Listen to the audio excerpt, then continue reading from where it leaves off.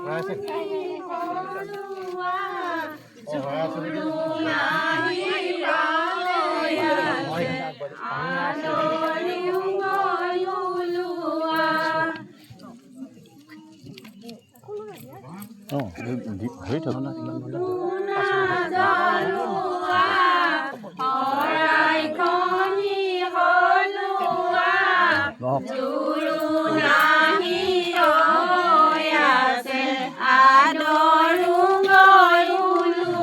কৃষ্ণ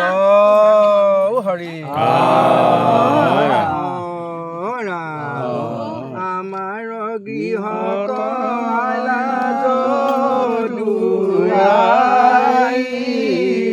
পবিত্ৰ কৰিলা পদ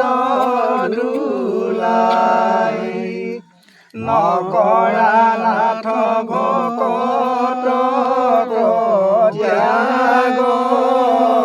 কোটি পুৰুষৰ মিলোক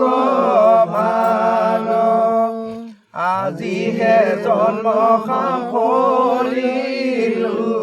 আমি কুলকু পবিত্ৰ কৰিলা স্বামী ৰাম কুলকু পবিত্ৰ কৰিলা স্বামী কৃষ্ণ হৰি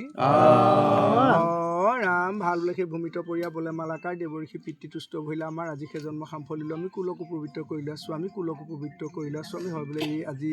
তাৰা সমস্তই এই শুভ বিবাহৰ উপলক্ষ কৰি বৰযাত্ৰীৰ তৰফৰ পৰা জোৰোণৰ উদ্দেশ্য কৰি তাৰা সমস্ত আহি আমাৰ গৃহত উপস্থিত হৈছে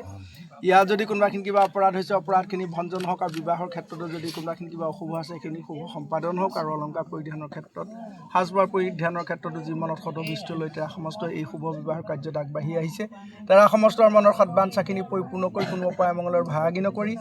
গুৰুদেৱ নাম ভকত চাৰি মহামূৰ্তি বস্তু প্ৰসন্ন হৈ কৃপাময় হৰিয়া কৃপা মিলাওক এইখিনিয়ে প্ৰাৰ্থনা জনাইছোঁ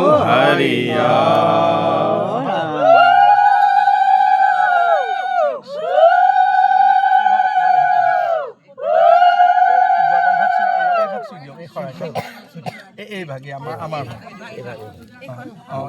লাহেকে এনেকৈ বাকী তেতিয়া আপুনি আহক এতিয়া আপুনি এই ভাগ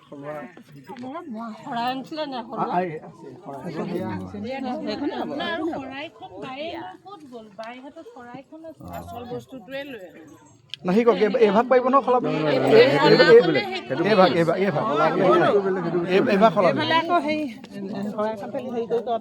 অঁতৰাই থোৱা দেই কালি লাগিব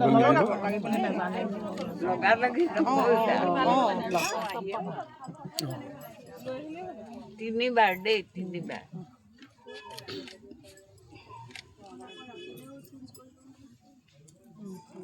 আমাৰখন দি দিয়া